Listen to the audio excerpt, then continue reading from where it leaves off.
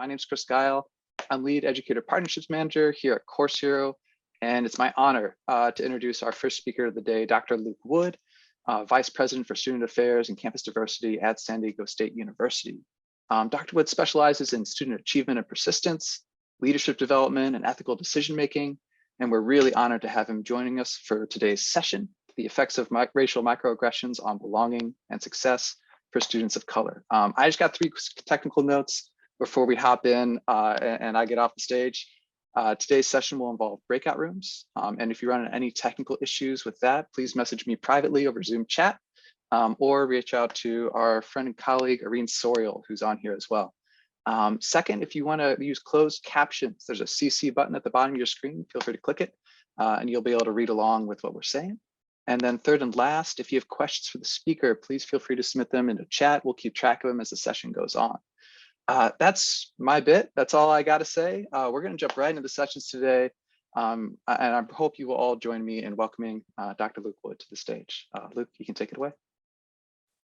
All right. Good morning. Good morning. It's good to be here and very proud to be able to be part of this important convening, this virtual education summit put on by Course Hero, and to be invited. I'm here to talk today about the effect that racial microaggressions have on belonging and success for students of color. And we're going to first look at what microaggressions are. We're going to look at some subtypes of microaggressions. And then we're actually going to engage in some hands-on work. We'll have breakout sessions.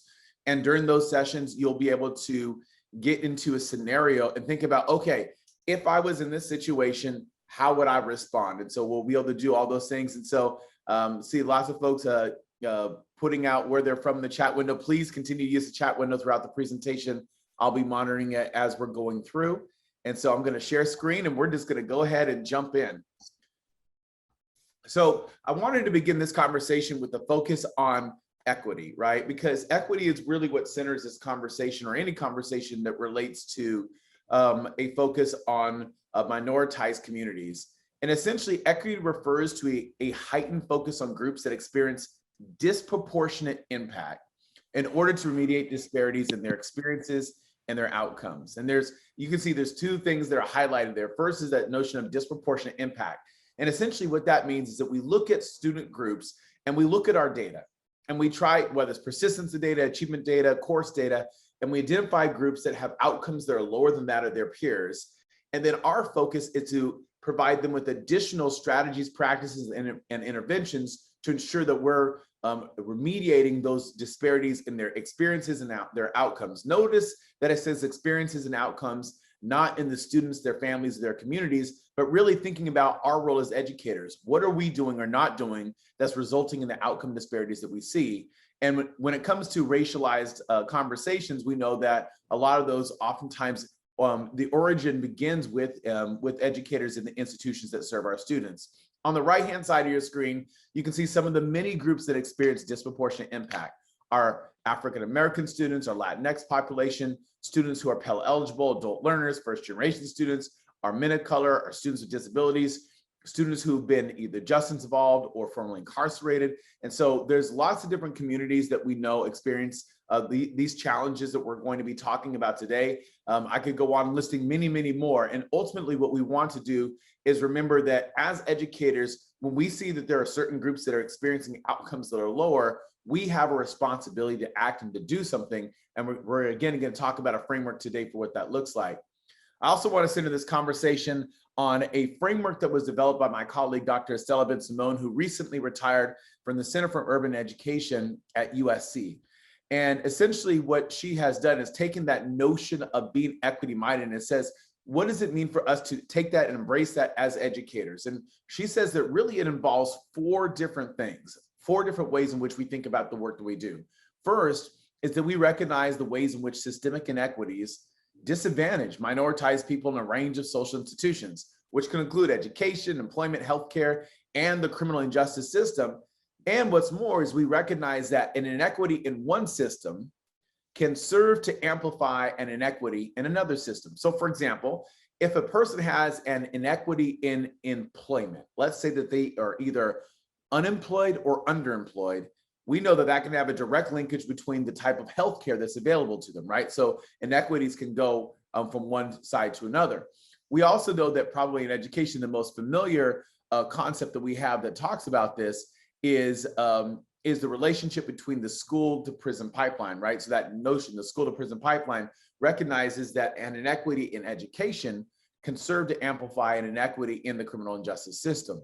Second part she talks about is that this notion that if we see outcome disparities, we focus on ourselves first and the institutions. What are we doing or not doing that's resulting in the outcome disparities that we see, as opposed to the third point, blaming students, blaming their families, blaming their communities. And then lastly, we want to critically reflect upon our own roles as educators in terms of how we're contributing to the outcomes that are taking place. My colleague Frank Harris, if he were here today, he would say, well, actually, there's a fifth component to being equity-minded. Not only do we have to critically reflect, but we also have to hold one another accountable. And so part of what we'll talk about today is a framework for how we can hold one another accountable when these issues of race come up in conversations that we have in our classrooms and in our engagement with our colleagues as well. So I did want to begin, even though this conversation focuses on microaggressions, which is really more so linked to implicit bias, though there's a type that is related to explicit, but I did want to acknowledge that not all bias is implicit or subtle, that there are direct examples of explicit bias that do take place, which are overt and intentional beliefs that negatively view, characterize, and engage others. Often these biases are self-reported as being consciously held by the individual. Now, so when we're talking about explicit bias, we're talking about someone intentionally using a racial epithet towards a particular group, or a campus that deals with flyering from outside organizations that has swastikas or tells undocumented students to go home, or things along those lines, right? So those are intentional exercises of a person's consciously held beliefs. That's different, but from what we're talking about today, but I also want to acknowledge that that happens too. And that's an important conversation as well, just not the conversation for today. Today, what we're really focused on is the relationship between how implicit bias leads to these microaggressions. And on your screen, you'll see two different definitions and one description of implicit bias. And I'm going to start out with the first one. It's from the Kirwan Institute, who does a lot of great work around this. And here's what they say. They say that implicit bias are the attitudes or stereotypes that affect our understanding, actions, and decisions in an implicit manner, activated involuntarily, without awareness or even intentional control. They can be either positive or negative, and it says that everyone is susceptible. It doesn't say that some people are susceptible, or even that most people are susceptible, but everyone is susceptible. That includes me, that includes you, everyone who's part of this conversation today. All of us are susceptible to bias. And I think that if you look at these different, the two different definitions and one description on your screen, there's some words that may pop out to you. And what I want you to do is take a moment, use the chat window. If there's a word or phrase that stands out to you, I want to take a moment and have you just go ahead and type that in so we can see what helps to inculcate in your own mind what implicit bias is. Well, the first one that came through is that someone says it's everyone, right? So that everyone is susceptible, right? It's not just a few folks, it's everyone. And that these are stereotypes that are unidentified, right? Meaning that people aren't necessarily consciously saying, I want to go and do something negative to someone, right? But they are unconsciously held beliefs that we communicate to one another. And then another one that really stands out to me that's being highlighted in this by you all is that they can be either positive or negative. And that's true, right? We can have stereotypes that view some groups as being more moral, as being more worthwhile, as being more intelligent, and simultaneously view other communities as being less moral, less intelligent, less worthwhile. And those can, in some ways, occur in the same classroom at the same time with two very different students. And oftentimes we find that the difference is their identities. And so these are very important things for us to keep in mind. I've highlighted some words that stand out to me as well. There are the attitudes or stereotypes, again, positive or negative. So we touched upon some of the same things there. But I also want to highlight in that second one, that second definition, they're informed by our traces of past experiences. So experiences that we've had early on in our lives with family members, with friends, things that we've heard, those messages come into our minds and they shape how we think about and engage other people. And it doesn't always have to be conscious actions, right? These can be unconscious, but all of this matters. Why? Because it motivates what we do. It motivates our actions. And ultimately that means it's being communicated to our students on a regular basis. Now, scholars of implicit bias have said that there's really two different ways of thinking, and that one of them is more likely to convey bias than the other, right? So let's start with the one that's good, because that's where we know that we're less likely to convey bias. And it's when we use a system 2 type of thinking. It's on the right-hand side of your screen. That's when we're employing our conscious reasoning. And I'm gonna kind of demonstrate in my mind how I like to think about it. It's when we're being thoughtful about every word that comes out of our mouths and how that word is formed, and our body language and our eye contact, if it's culturally appropriate to do so. It's more controlled, it's more complex, it's higher effort because I'm thinking about every word and I'm being thoughtful about what I'm saying, and I'm less prone to bias. In reality, that's not how most of us operate. We're responding in the moment as multiple things are going on. We have lots of things that are on our plate, and we have all these balls that are in the air. We have rubber balls, we have glass balls, and we just want to make sure those glass balls don't drop. And so ultimately, it's our unconscious reasoning. It's more automatic. And so what our brain does, because it's more efficient, is it fills in the blanks. And the blanks that it fills in as we're responding in the moment are based upon those traces of past experience. But as a result, because our traces of past experience, because our lives have been influenced by bias, all of us, we're more likely than to convey biases, even if those are not consciously held by us as individuals. Now, you might be saying to yourself, okay, well, when am I more likely to use a system 1 or a system 2, knowing that that system 1 is less ideal? Well, you're more likely rather to use a system 1 when 3 characteristics are in place. And if we were in person, I'm a call and response kind of person. I would be asking you to repeat after me. I would say it comes down to 3 things: I, T, and S. And I would say I, and I have you say I, and I say T, and I have you say T, and I would say S, and have you say S, right? So you've heard those things, I, T, and S. And what it is incomplete information, time is constrained, and experiencing stress. So we're more likely to convey bias to one another when we have situations that involve ambiguous or incomplete information, or circumstances in which our own time is constrained, or times when our cognitive control is compromised, when we're experiencing stress or insufficient sleep. And so ultimately, incomplete information, time is constrained, experiencing stress are unfortunately very routine in most of our lives. In fact, for me, I would say, well, that's my Monday, my Tuesday, my Wednesday, my Thursday. Shoot, that's my Saturday and Sundays as well, right? Because I'm constantly trying to respond in the moment to lots of things that are going on. And as a result, I'm more likely to convey bias. Even more, scholars have talked about if you are in a heightened emotional state, that you're more likely to convey bias as well. So let's say you're going to your class, right? Whether your class is in person, whether your class is online, doesn't matter. And you get a call from home, and the call from home says that the hot water heater is broken. And you're like, the hot water heater is broken. We just got that thing fixed. How is the hot water heater broken again? And you're angry and you're frustrated. And let's say that you then go into that classroom and you begin to teach. You are more likely to convey bias in that moment because you're in a heightened emotional state, because you're in a triggered type of state. And so one of the most important things we can do, the number 1 recommendation, already starting with recommendations right now, is that when it comes to these issues where you're feeling like you're in a heightened state, is to collect yourself, to take a moment, to calm down, to slow down.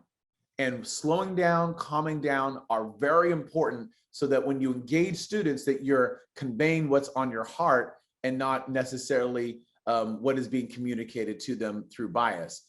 This is important for a number of different reasons, but it brings us to another concept that I want to suggest to you, which is that we have to separate intent from impact, right? So you can have a good intent and still have a bad impact. So for example, one of the most common forms of microaggressions, which we'll get into, is for someone to say to a person of color, oh, wow, you're so articulate. But they say it with a sense of surprise. In their minds, they're communicating a compliment to the person. But because it was said with a sense of surprise, the person who's at the receiving end of that doesn't receive it as a compliment, because the underlying context was that they didn't expect that they would be intelligent, right? And so intent and impact are not always the same. And so we have to separate the two. You can have a good intent and still have a bad impact. And so we have to be thoughtful about both intent and impact when it comes to these conversations. So definitely want to keep that in mind. Now, as I mentioned before, it goes back to those traces of past experiences, things that occurred in our past that now we're communicating to one another. And scholars have talked about this in terms of what's called the primacy effect. Now, the primacy effect refers to the fact that individuals tend to give more weight to information presented earlier when forming opinions and making decisions. So it refers to the fact that individuals tend to give more weight to information presented earlier when forming opinions and making decisions. So think about this, the earliest experiences that you have, right? Those experiences shape how you engage and talk about people throughout the rest of your life. So if you were driving with the auntie or uncle or tia or tio through a certain neighborhood and they told you to roll up the window or lock the door, right? Because that's a quote unquote bad neighborhood, right? That is a message early on that it was put into your mind about a certain group. Or if you were like me and grew up watching the nightly news and it was searching for black male suspect, searching for Latino male suspect, searching for black male suspect, searching for Latino male suspect, in your mind early on, it is certain groups can be framed as being criminalized, even when that is not an accurate representation of what's actually taking place. It could even be the subtle things. Research has shown that even when students go into a preschool classroom and they're engaging with a teacher, and a teacher sees a certain student and they smile and they give them a big hug and maybe they hand them a gift, versus another child where they give a little space between them and they frown, that children pick up on those cues and then they replicate those same cues with other individuals. So those early experiences you had, whether they were big experiences or even very subtle, small experiences, they shape how you think about people who are different from yourself and ultimately influence the ways that we engage our students. And so this brings me to another concept that I really want to talk about today, which is that being biased does not make you bad, because all of us are biased. It makes you human because all of us are biased. But knowing that you're biased, right? Knowing that all of us have bias and then not actively working on yourself to improve it, that's what's bad, right? So what we want to put that title of bad on is not on the innate nature of bias, since we all have it, but on our actions around trying to address it actively in our own lives. So, okay, we got to the main part, which is on microaggressions, but we had to get through bias first to understand how that relates to what we do. So we have that bias, and then ultimately, we talked about it earlier, it motivates our actions. And so we communicate these biases to one another. And here's a definition of implicit bias that's on your screen. Now, I should say that the topic of implicit bias, or not implicit bias, but racial microaggressions rather, was created by a Harvard scholar named Chester Pierce. Chester Pierce was a Black psychologist who looked at how racism played out in even very subtle ways in the lives and experiences of Black people. Since then, scholars such as Daryl Wing Su, Daniel Solorzano, and numerous others have taken this concept and expanded it out to focus on those who are people of color broadly defined, and looking at the numerous ways in which microaggressions can occur. Daryl Wing Su being chief among those in that work. And this is what he says. He says that racial microaggressions are brief and commonplace, daily, verbal, behavioral, or environmental indignities, whether they're intentional or unintentional, that communicate hostile, derogatory, or negative racial slights and insults towards people of color. Now, leave it to an academic to provide an overly long definition for a concept, but ultimately what it is it's the subtle ways in which we communicate racism to one another. And again, I'm going to use racism not with the big R, with the little r, right? Since we're talking about implicit bias here. And so it's the subtle ways in which we say these things to each other. And you'll notice that in the very beginning of that definition, they're brief and commonplace. Commonplace in that they're normal, they're daily occurrences that happen in the lives of our students. And we are communicating these things both through our verbal things that we say, our actions, and the environmental indignities. A perfect example of how it can be communicated through actions is what I've seen in our work with community colleges. Let's say that you have a faculty member, they're in front of the classroom, and let's just say that this was back before the pandemic, right? People were in person and someone was teaching in class in person. And at the end of the class, you have students who are coming up to ask questions of the faculty member, right? Wanting to know more about this and more about that. And students are coming from all different directions. And after the class is ended, and then let's say a tall, darker skinned Latino male or tall, darker skinned Black male comes up in the periphery view of the faculty member. Now, throughout their entire life, they've been trained to view an individual who looks like this, who comes from this community, as being a threat, right? And so what do? Even those who can be very equity-minded educators, well, they take a subtle step back, right? To put more distance between themselves and that person. They might not have done it purposely. They might not have even thought about it, but they've been trained throughout their lives to do so. And so they've responded in that way. And so as a result, that person sees that engagement, right? That person sees it. So what do we do as educators? Do we say, I'm sorry that I microaggressed you, I'm going to not do that again in the future? Probably not, right? What more likely happens is that we do what we always do, which is that we cover it up, right? So the faculty member recognizing it, saying to himself, I'm a progressive educator. This is not how I want to treat my students. They smile. They put their hands in an affirming posture. They step towards the student. They say something positive, right? But even then in doing so, they're only further communicating to that student that that's exactly what occurred, right? So even with those subtle things, the best thing that we can do is acknowledge them. And we'll talk about, again, a framework for doing so. But microaggressions, right? The subtle snubs, the put down, the dismissive looks. And what's interesting is that psychologists have said that they can actually be more damaging than direct acts of racism. So, for example, I grew up in far northern California in a place that was very remote. And it was very common for me, even though it was a wonderful place to grow up, it was very common for me to have someone call me the N-word on a daily basis, call me, to my face, the N-word. Now, growing up, when someone would say that to me, I wouldn't know what box to put that in, right? That's the racism box. I know what that is. I know how to process that. And as a young kid, I could be like, oh, well, I know I'm not inviting them to the birthday party, right? Because it's so clear, like I know that they're not someone who's on my team. Whereas with microaggressions, that's not what they are. They're very subtle. And so oftentimes the person who's receiving them experiences what is called attribution ambiguity, where it's unclear, like, did that happen? Did they actually say that to me? Am I misunderstanding? Am I being too sensitive?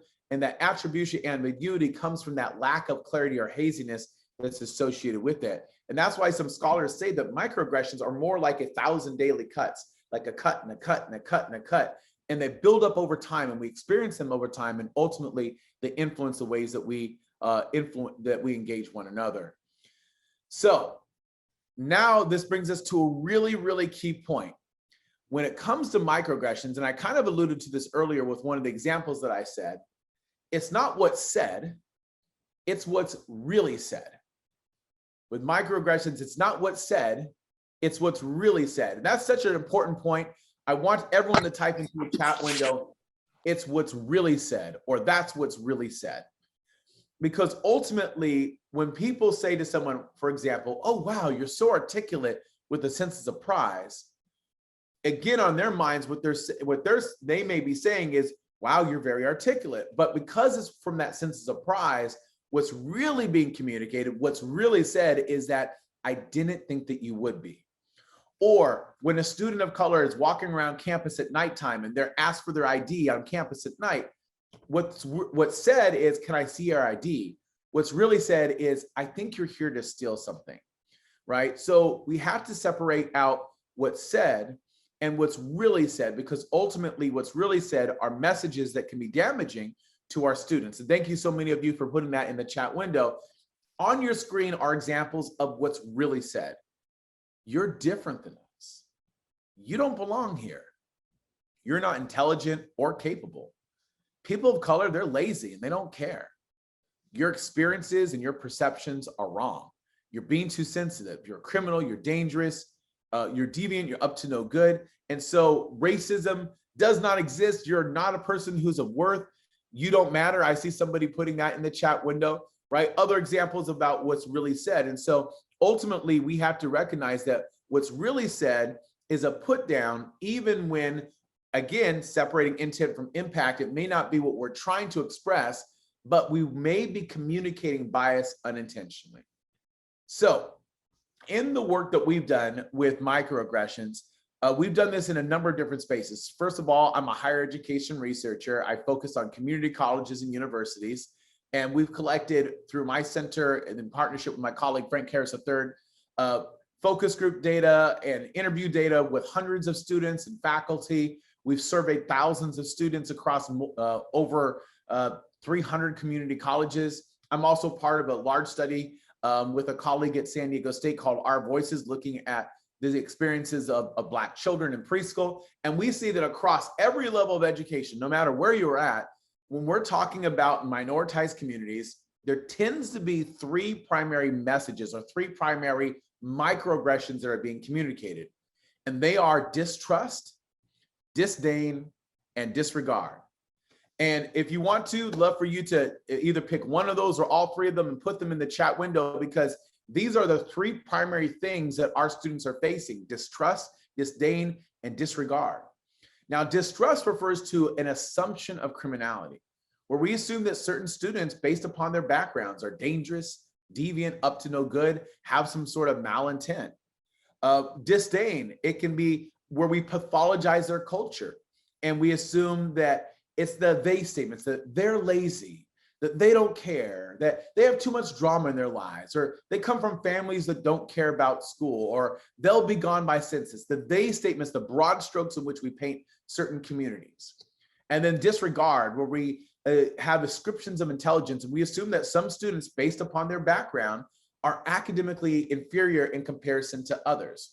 And I also want to say, I'm using a lot of where we, and when I say we, I'm not just referring to us as educators and how we can do these things in our own classrooms, but you'll also see in some of the examples that these messages don't just come from us to students, but from students to student, from staff to student, from community member to student. So, and even sometimes for faculty and staff of color, from student to faculty, right? So it's all of us. So when I say we, it's the all-encompassing we, because all of us have a role in communicating these microaggressions.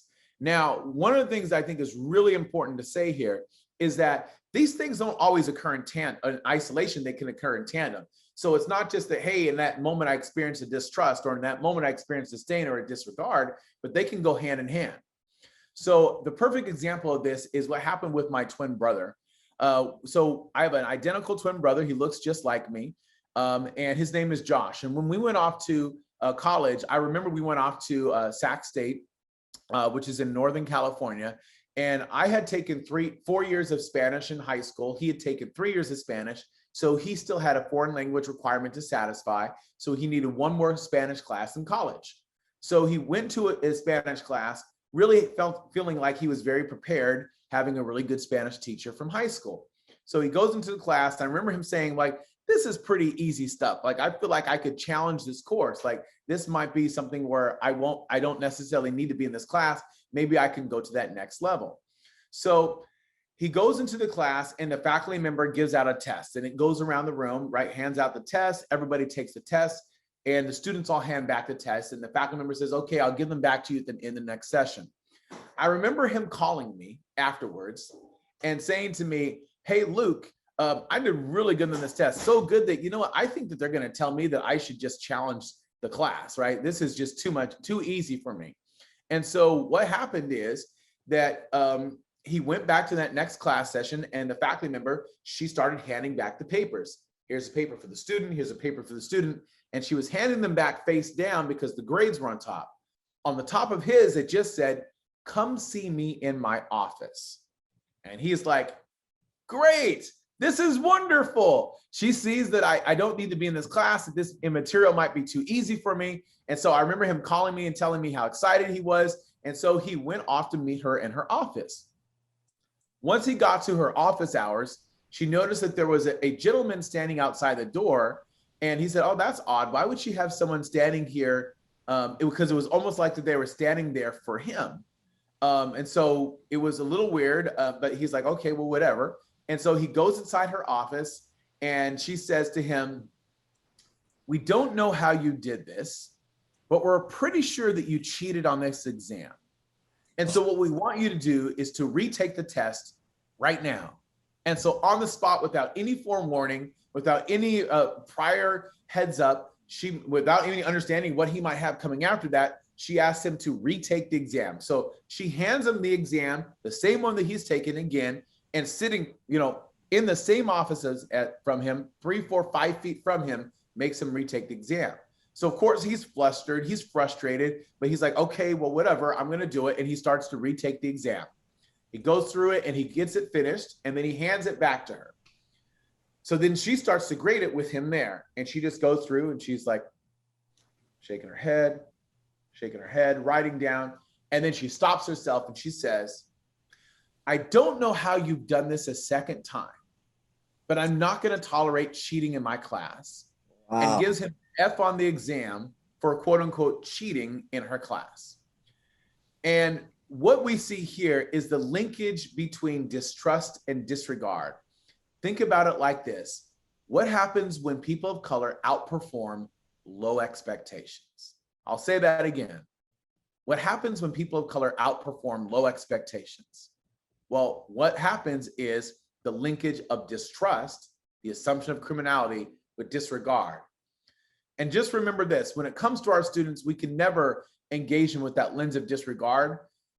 No one has ever risen to low expectations. And so when it comes to our students, the most important thing we can do is to have high expectations for them and for what they can accomplish in our classrooms. Now, some of you might be saying to yourself, well, that seems like that's an unusual circumstance. That seems like that's an example that's extreme that doesn't happen very often. Well, again, through our research center, we've collected data from hundreds of colleges. And probably 60 of those colleges we've done qualitative data collection at. With those qualitative collections, there's never been a single campus that we've been to where we haven't seen that as a pattern that has emerged, where students are accused of cheating on assignments or exams and talk about the pain and frustration that comes from that.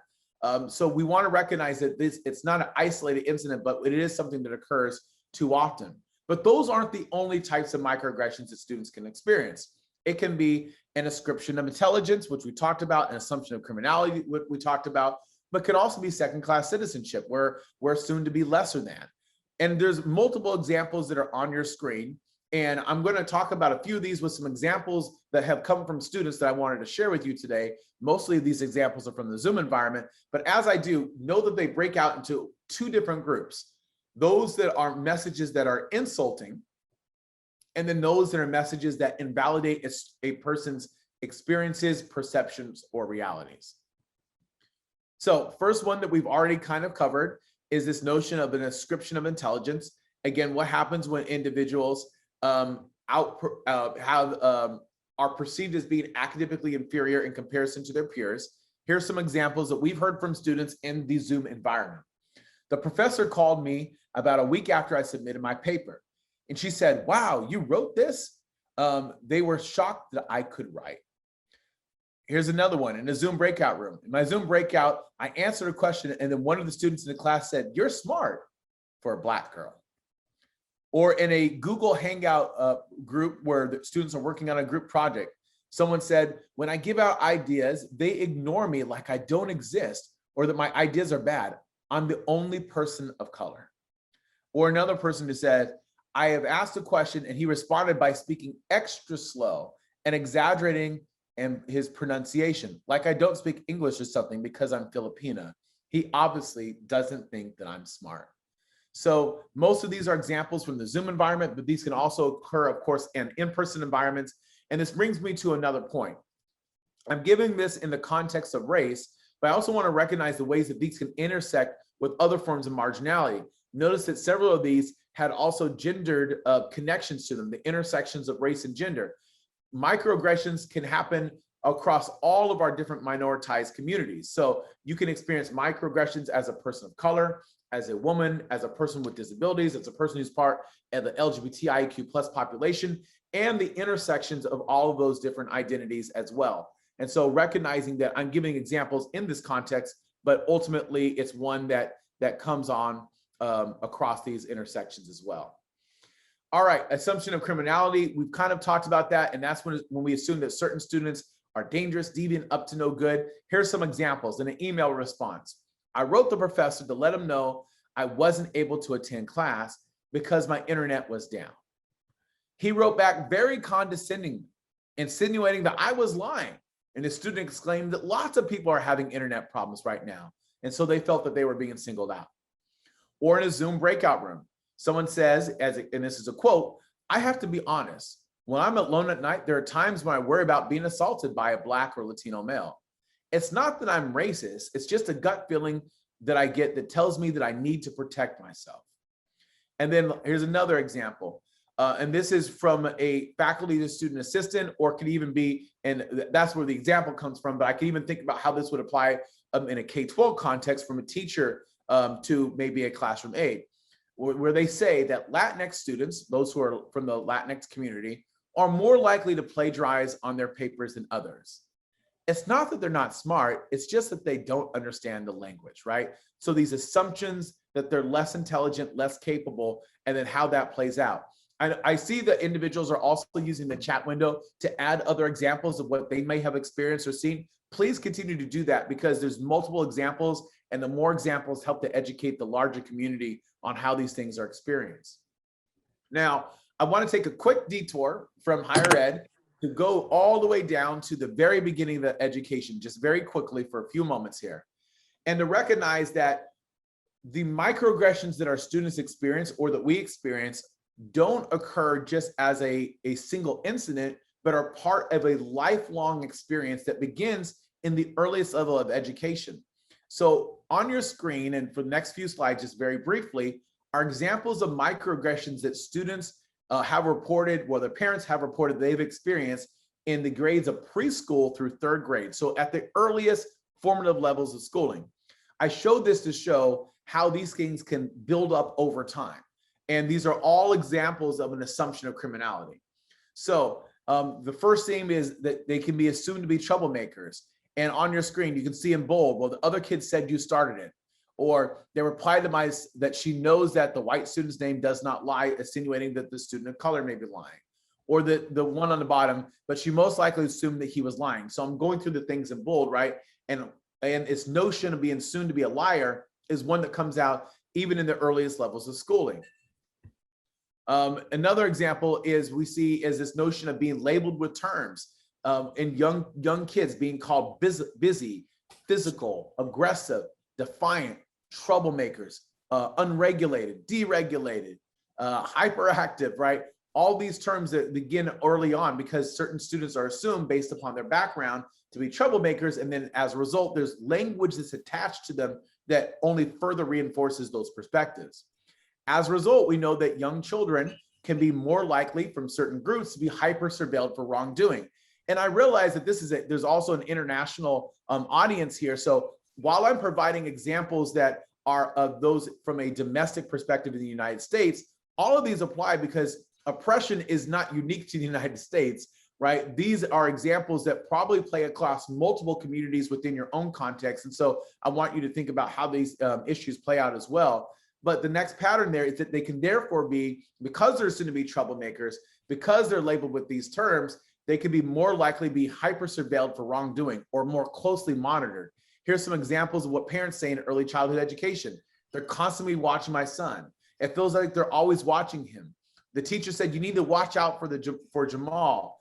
The one in the bottom, they viewed every move he made. They looked at him more closely. And so if you think that someone is bad, you think that there is going to be the locus of disruptive behavior, you're more likely to watch them for that wrongdoing. And as a result, then you're more likely to single them out for discipline. And so this is why, for those of you who are aware of suspension rates and expulsion rates, you may know that for certain communities, particularly Black communities, brown communities, Native communities, that they're more likely to be suspended than others. And part of it is not because that they engage in problematic behavior more than others. In fact, the research shows that they don't. It's that they're more likely to be singled out even when others do the same thing.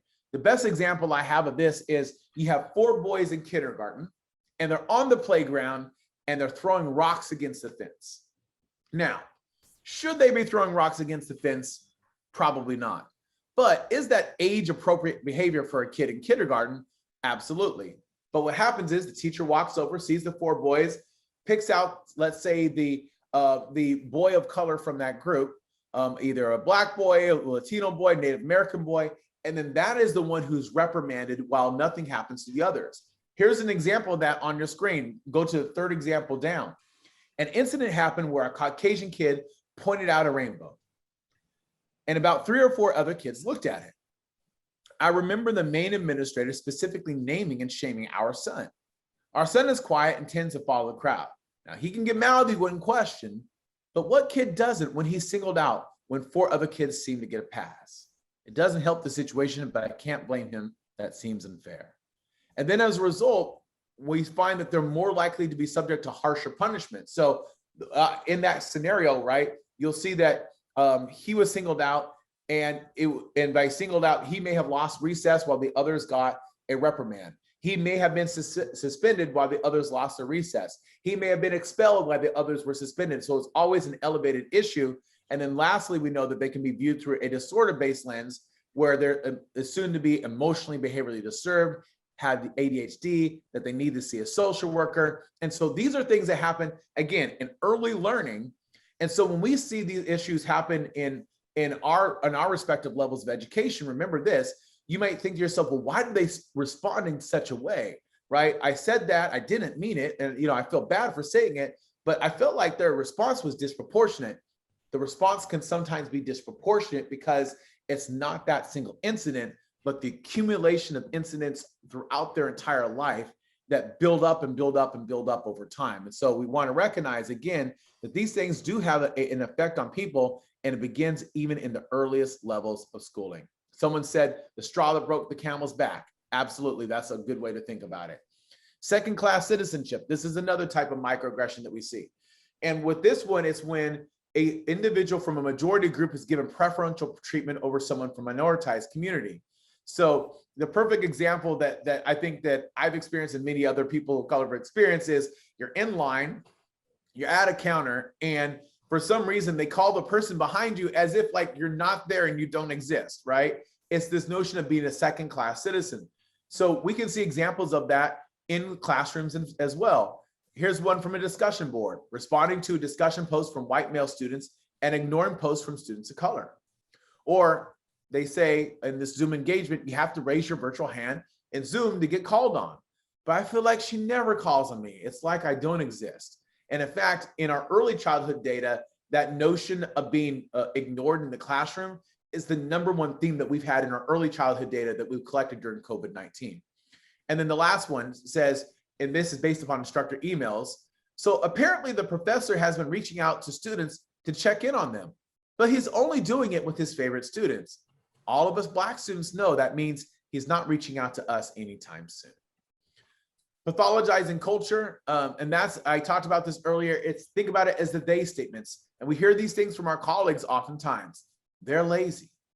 They don't care. They're not really here for school. They'll be gone by census. They're only here for the financial aid.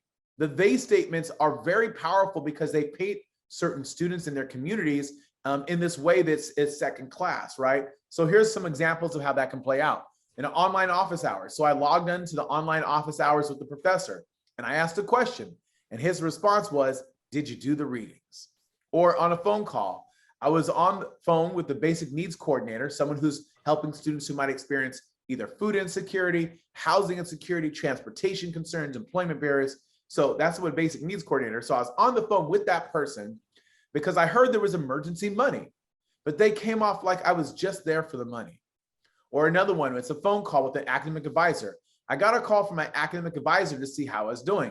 It was nice at first. I said to them, can I ask you how I can get my class grade turned to credit? Then they corrected me by saying, yes, you can ask me a question, but correcting them in a way that was denigrating.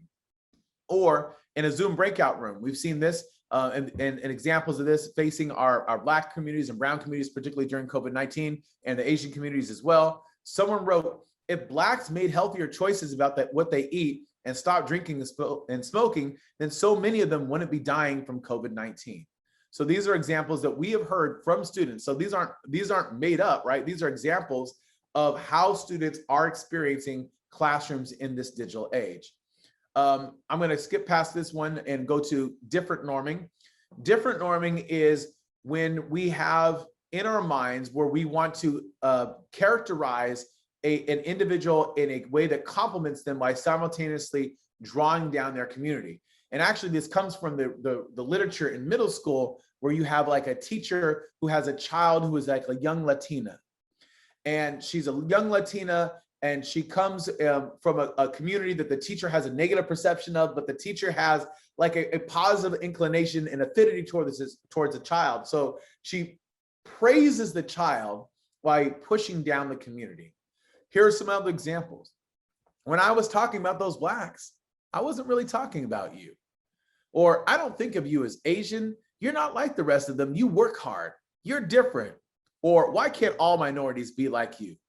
These are examples of different norming. And what happens is that you're separating a person from their community. And so it's a put down to that individual. Here's one that is probably the hardest one that people deal with, because this is one that I think that there is the greatest misunderstanding about why these are actually microaggressions. So here we go. This one is called color blindness. And it's the denial or pretense that a white person does not see color or race, or the majority person does not see color or race. So here we go. It's statements like this. And how many people have said this or heard this be said? When I look at you, I don't see color.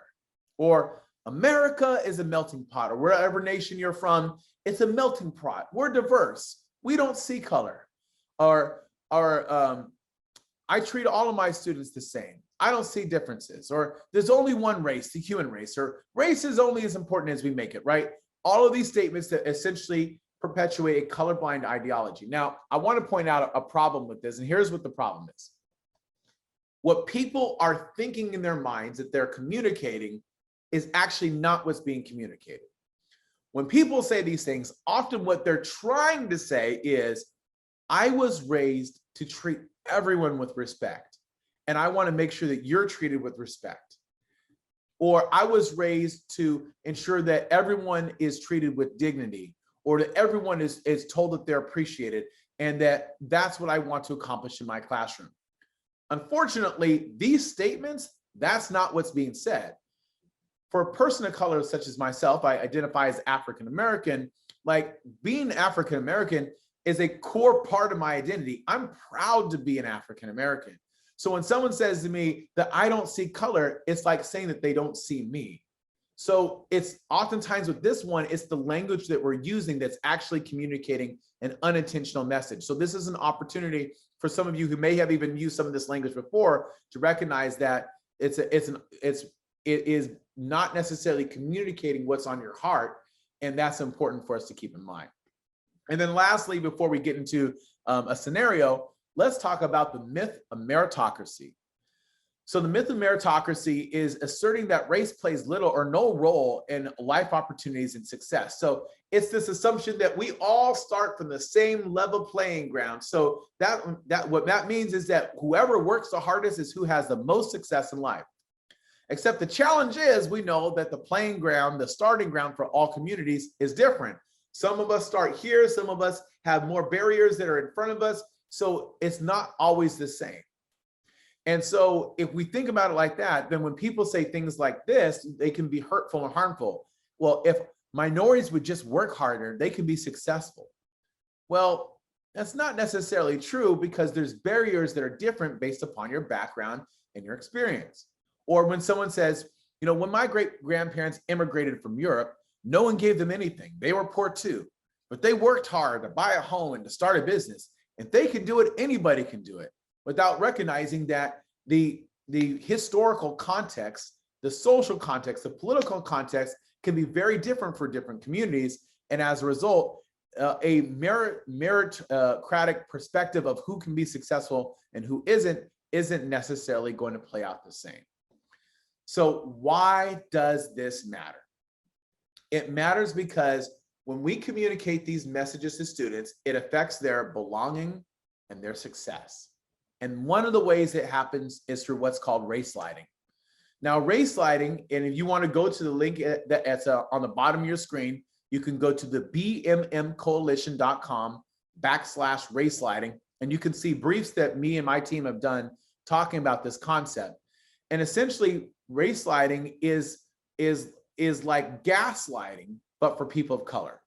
So gaslighting is a term that comes from the play Gaslight. And some of you may have seen adaptations of Gaslight like Angel Street, same concept. And the idea is this. You have Jack and Bella, who are the two main characters, and they move into an affluent neighborhood, a rich neighborhood. So Jack and Bella are married, and Jack is intent upon making Bella feel as if she is losing her mind. Jack is the villain here.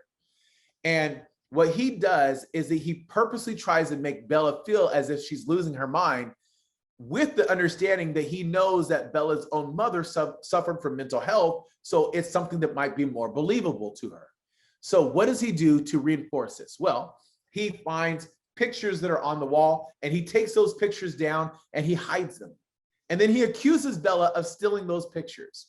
He has a pocket watch. He takes it off and he sticks it in his pocket. And then he accuses Bella of stealing that pocket watch. Or there's not knives and silverware and pensions, and he steals those and does the same thing. He goes into a different part of the house that Bella is unaware of, and he turns on the light. And that's why the play is called Gaslight, because back then, when the play was written, or at the time that the play is set, lighting was done by gas. And so if you lit a light in one part of the house and you already had another light in another part of the house lit, the light would become more diffuse and the lights would become more dim. And so what would happen is that he would go into this other part of the house, he would light the light, and then the light would become dim. And then Bella would say, wait, did you notice that the light went more dim? And he would say, well, you know how you imagine things. And so what he's trying to do is to make Bella feel as if she's losing her mind. Well, gaslighting oftentimes occurs when people say things that they know are intentionally trying to sidestep or subvert what is actually taken place or occurred. It can happen in this context that's normally described in terms of gaslighting between a man and a woman in a traditionally heterosexual relationship, which is where the research is focused. And more recently, the research has also expanded out what this looks like for individuals who are from the LGBTIQ+ population. And there's been some good work on that. And what we've done in our own research center is looked at how it's played out in a racial context, which we call race lighting. And essentially, race lighting is the process whereby people of color begin to question their own thoughts and actions due to systematically delivered racialized messages that make them second guess their own lived experiences and realities with racism. So think about those messages that we talked about, all those microaggressions, and the fact that distrust, disdain, and disregard is most recurrent. What happens with these messages over time is that it leads students of color to second guess their experiences, their feelings, their capabilities, their knowledge, their decision-making, their recollections, and even their basic humanity. So think about it like this. What happens when a person gets to the point where they say to themselves, maybe I'm not as smart as I thought it was. Maybe I'm not as good as I thought it was. Maybe I don't belong here. Maybe I'm being too sensitive. Maybe I'm misunderstanding. That doubt, that disorientation, that's race lighting. And race lighting, unlike gaslighting, where gaslighting is typically from one person to another, it could be multi-relational, right? So you can get these messages from one person and another person and another person. So students can get these messages from other students and from faculty. Faculty can get these messages from their colleagues and from students. And so ultimately, it's this notion that you are essentially, it's reinforcing these messages of microaggressions that makes you doubt yourself. And ultimately, there's three different types of race lighting: active race lighting, passive race lighting, and defensive race lighting. Active race lighting is when someone is intentionally using these messages to try to make someone doubt themselves. Very uncommon, but it does happen. More often, people experience passive race lighting, which is that there's just so many microaggressions that accumulate over time that it makes them start to doubt and second guess themselves. Or defensive race lighting is when someone finally gets up the gumption to say to someone, you know, you keep saying with a sense of surprise that I'm so articulate, I don't know if you know how that makes me feel. And I wanted to tell you that it makes me feel that you don't think that I'm intelligent. And then the person who says it, their response is to say, you're misunderstanding me. That's not what I said. Why are you playing the race card? And so that's defensive race lighting, right? So all of these are different forms of race lighting. And race lighting is also associated with the concept that comes from our colleague, Dr. William Smith from the University of Utah, called racial battle fatigue. Racial battle fatigue is a concept that was created again by my colleague, William Smith. And it is an incredible insight. So if you haven't read anything by him, I would recommend that you do so. But it's a framework for making sense of the cognitive, emotional, and psychological effects of being a person of color in a racist environment. And essentially, what he's been able to show is that there are psychological impacts and physiological impacts, physical impacts from these messages that students receive. Psychological and physiological impacts. So he's even shown that it actually can be akin to combat stress syndrome in terms of how it is formed by the persistent risk or stress, right? So physiological symptoms. You may, as I read these, say to yourself, but even I have experienced these examples where you get tension headaches, backaches, an elevated heartbeat, an upset stomach, extreme fatigue. I hear my colleagues, particularly colleagues of color, talk about clenching their jaws at nighttime, right? These are examples of what happens when you're in an environment that can have racism. Even when that racism is subtle, it can still build up over time. And some of you may have also experienced these things, again, as I said yourselves. It can also be the psychological impacts, constant anxiety and worrying, loss of confidence, hypervigilance, frustration, anger suppression, resentment, social withdrawal. And ultimately, this all matters. Why? Because it affects our students. It affects our students in deep and meaningful ways. And so that brings us to what can we do about all of this? And that's where we're going to spend the rest of our time. So with our time, what we want to focus on, how can we respond to microaggressions when they occur?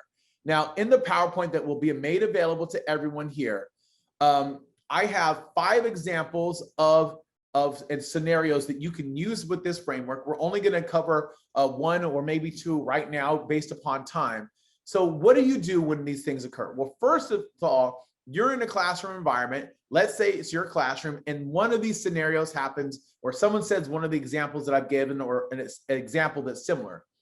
The first thing you do is you redirect, meaning you stop it. You intervene, you correct, you pull aside. And here's why. You have to redirect because harm has occurred. Let's say that someone says jokingly, oh yeah, those people, they come from a bad community. Well, that's harm that's been done to students who are in that environment from that community. So if you don't redirect, then you're allowing harm to manifest and perpetuate in your environment. And so you have a responsibility to do something. And that's why we created this framework. We created the framework because oftentimes when microaggressions occur, people don't know what to do. And so what they do is they freeze. And then you beat yourself up the next day. Why didn't I say something? I should have done something. And it's because we don't have a way for responding. And I'll say this, it's not about the Raven framework. And it's not about using every step that I'm talking about here. Or sometimes you'll use the R, the A, the V, the E, the N. Sometimes it'll be the R, sometimes it'll be the N. The most important thing to remember is this, is that when these things occur, you have the responsibility to do something.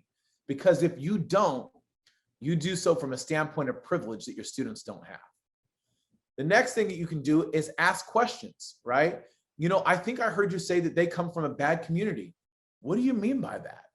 And you'll find that some people will walk back that statement, they'll self-correct, and that's an opportunity, right? Or you can say, I want to make sure I understand what you were saying. Were you saying that X? And make them defend it. Using questions is a non-confrontational way of addressing a problem as it's occurring. Then you can engage in values clarification. So whatever value that you have in that environment, whatever that value might be, let's say that it's your syllabus, right? Which says that I want to create a safe and welcoming environment. Or it's the mission of your department, right? Which says that we want to create a space where everyone can engage, whatever it might be. It might be a department, it might be a college, it might be a university. whatever the value is that people will be most familiar with, you want to use that as a way to self-correct and say, you know, in this department, we work hard to create a space that's safe and welcoming for all of our students. Or what you said is not in alignment or it's inconsistent with our values that prioritize equity and inclusion. Then what you want to do is emphasize your own thoughts and feelings. You know, when I hear you say that, I think that someone who comes from that community may be hurt by what you said, right? So you're using that I language in order to ensure that it's harder for them to push back on it, and you're explaining to them how there might have been a harm caused by it. And then lastly, you want to provide them with next steps. You know, when you do this in the future, you know, I encourage you to be more thoughtful about what you say. So let's take that same example. You're in the classroom, you have someone who said something like about a community that's being bad. So first thing you do is like, hey, I wanted to stop you there for a second because I heard you say that that community is bad. When you say bad, can you tell me what you meant by that? And allow them the opportunity to respond. Maybe they respond in a good way and there's no reason for you to intervene further, or maybe they kind of double down, right? And they don't really walk it back and say, well, you know, in this classroom, we talked about as part of our ground rules, we want to create an environment that's safe and welcoming for all of our students. So when I hear you say that they come from a bad community, I think that that can be very hurtful to those individuals. So next steps in the future, I'd like for you to be more thoughtful about the ways in which you're engaging others. So with that in mind, let's jump into a scenario. So we're going to do this and then we're going to go into breakout rooms so we have time to be able to engage one another. So the first scenario is also posted in the chat window. So thank you, Chris, for posting that. And so it's on your screen as well. So I'll read it really quick and then we're going to go into breakout rooms. And I want you to think about what would you do to respond to this using that Raven framework. So in my sociology class, we were responding to a prompt on a discussion about how race is a socially constructed concept and how the meanings we assign to race comes from society. This one student wrote in and said, we should get rid of the concept of race. If no one has to identify as a race, then there isn't a room to be racist and minorities can stop playing the race card. I responded and explained that race isn't the problem, racism is, and how racism is a systemic issue that's rooted in institutions, not just people. I pointed to COVID-19 and how more minorities were dying from it than whites as an example. He said this was a figment of my imagination and that people like me were overly sensitive and need to just stop whining about everything. So this happens, and let's say this, it's not necessarily a sociology class, it's your class. What do you do? How do you respond? How do you redirect? How do you ask questions? How do you use values exploration? How do you emphasize your own thoughts and feelings? What are the next steps you're going to do? So what we're going to do, we're going to take this scenario. Again, it's in the chat window. I'm going to scroll back one screen so you can see the Raven approach. Feel free to take a screenshot of this. And as you're going into breakout rooms, I want you to think about and talk amongst yourselves how you respond to this. We'll come back, we'll share out, and we'll use that to close out our time. Okay, I don't think folks are getting a prompt to move to the breakout room. We might need to try that again. Sorry about this. Our colleague Ireen's on it. It might just be another few minutes. Irene, could you go ahead and assign to breakout rooms? Sure. So you did not get the prompt? I'm afraid most of the audience didn't. We can try again though. Let me see if I can do that. Sorry about this, everyone. We'll get it settled real quick. Mhm. Not a problem at all. It shows me that breakout rooms are in progress. Did Chris and Luke get the prompt? I did. So Chris, did you get it? I did. I wonder if it only went to the host. Oh, I think I did. Maybe people are here by choice. Well, there was 357, and so there's 302 now. So I could see people slowly moving. So there's some that are, but most aren't. Yeah. So what we can do is this, is while if you get a prompt to go to a breakout room, please feel free to go. But I'll also facilitate one with this larger group. So I'd like for you to just use the chat window. And if you have a way that you would respond to it, let's use individual responses. So put redirect and then example of what you might say or do, or ask probing questions and then an example of what you might say or do. And then we can just use that to facilitate a larger one here for those who are in the main room as well. Would love to hear what folks are thinking. I'm going to go back to the scenario for those who are in this larger room.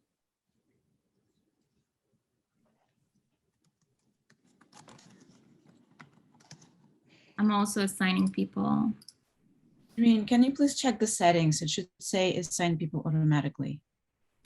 Yeah, it was assigned automatically. Well, I will support you. Okay, thanks. Okay, so one person said one way of redirecting would be to say, okay, guys, let's take a stop here, right? So just directly intervening as opposed to doing it privately. And I think that that's a good approach because in my own experience, if it's done publicly, it's best to have a response that's public. Whereas if it's done privately, you then have a choice about what you want to do. So it should always be equivalent to whatever that response is in that moment. Someone says scaffolding is the key. So in terms of asking probing questions, they would ask students how the concepts they have learned in the class help us to unpack that statement, since it's a sociology class. That's a fantastic response as well. So using the language from that actual course and concepts and ideas, to then use that to facilitate that conversation. Another person said, thanks for sharing your thoughts. How does anyone else in class feel? And so they're using it to ask questions, but not to that individual, but to the larger class, right? As a strategy for using it to kind of solve that problem and solve that conversation at a larger group level. Again, these are all great responses. Probing questions. Someone says you could ask them to define people like me, right? And again, these are opportunities because what you'll find is that for some individuals, their response is going to be to walk it back and to say, well, that's not exactly what I meant. And even then, that's still a win because it's an opportunity for them to recognize that, well, what I said probably wasn't ideal, and that they can use that as an opportunity to self-correct. And if they don't, then of course you can go further in the actual process of what you might do. Asking questions. Someone said, well, could you describe how you define race, right? And using that as a way to get it into maybe the concept, because again, the whole notion of this class is that race is socially constructed, and then so maybe using that as a jumping point to leverage into a larger conversation. You could do that. That makes sense. Here's another probing question. Why did you say that? Why did you do that? So only concern I have about that particular one is that what we want to do is invite people into the conversation. So if it's done and part of it depends upon tone, right? If it's very egregious, then you do sometimes have to respond in a sharper way to try to demonstrate the egregiousness of what occurred. So a lot of this depends upon context, but what might be better in that moment is to say, I heard you say that. Can you explain that, why you said that? So that you're really forcing them to articulate in their mind what they're trying to get across as a way of using questions to help push back on some of those perspectives. Here we go. Another one says, so the student wrote, was the scenario private between student and the instructor? In this particular one, this is a public setting, so no, it wasn't a private. Redirecting, another person said, acknowledge the comment, then explain how each of us must acknowledge others' race and what comes from that. That's a very good point and very good way of thinking about it. Here's another example of redirecting. Ask, why, can you tell me why you're saying that, right? So you want to do so in a way, again, maybe with even the tone of your voice that's inviting them to actually give a response. Because you could say that same thing in two very different ways. Why did you say that versus, can you tell me why you said that? So if it's done in that way, that's using it and trying to invite them into that conversation, ultimately what we want to do is use this as an opportunity to educate people within our classrooms and use that larger class environment to educate them as well. Again, all that depends upon context, because if it's very egregious, you might have to do it in a slightly different way. Many, many, many examples coming through. I can't even get through all of them. And I'm scrolling down a little bit farther, and I hope that everyone else is having a chance to read through them. I just saw one here on emphasizing thoughts and feelings. One person says, an individual does not have to identify their race to receive racist treatment. We receive racist treatment because others identify us because of the color of our skin. Now, emphasizing thoughts and feelings is talking about it as this is how I feel. So if you were to take that and change it just slightly and expressing like, this is how I feel, this is how I think about things, then it makes it more of that emphasizing, because what you want to do is by emphasizing your own thoughts and feelings in a way that makes it harder for them to push back on what's being said. Redirecting, someone says, I would explain the value of differences. For example, what happened in New York City when the freeways broke up ethnic communities? You're not overly sensitive, and I bet you're proud of who you are, your race and your culture. Share who you are with others. It's interesting that you give that example. I know so many cities where the same thing has happened with freeways being built over minoritized communities. I was on a transportation planning group in Sacramento, California, where the same thing occurred, and that created an under-resourced area within the community. So I'm seeing that we're getting closer to time. So if you're in a breakout room, let's go ahead and bring folks back. I see that the remaining time just hit 0. So good that for those who did go, that they're coming back. For those who didn't, you got to be part of this kind of larger conversation. Now, there's one other thing before we close out that I want to be able to emphasize here. And on the right-hand side of your screen are examples of different types of microaggressions. So one of the things that I also think is good to do is not just to think about how I might use the Raven approach to respond, but to also think to myself, well, what microaggressions occurred in this situation so that you can fully understand what has occurred. In this example, we saw examples of them pathologizing culture, right? In terms of how they talked about certain communities, about color blindness and thinking about, that we shouldn't think about people as being people of color. We should think about people as a way we're all the same. And then denial of individual racism because the person brought up the instance where they felt like they were offended. And then ultimately that, they were denied that. And so that's in a denial of individual racism. So as I close out, I just want to, again, offer that there are other examples that I put in here for you so that you'll have an opportunity to be able to participate and engage this with your colleagues. I'll read the last example, even though we're not going to do it as a team, just to try to give some ideas in your mind about other ways in which this plays out. So we were in the online class, and one of the teaching assistants was providing me with feedback on a paper I wrote on politics. We were in a group breakout, so she was doing the same with others. She's an older white woman who is typically very nice. I'm Latino and was born and raised in the States. The topic of the paper was immigration, and she said, well, some of them are rapists and drug dealers.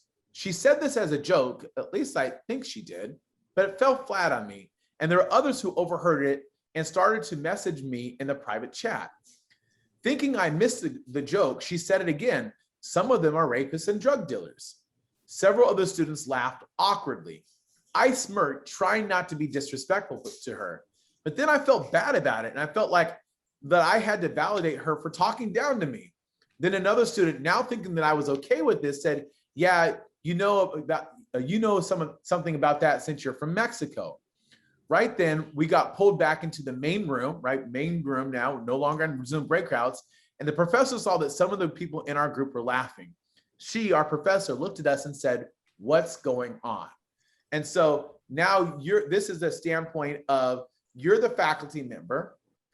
This is now just come from a breakout room that was led by one of your people.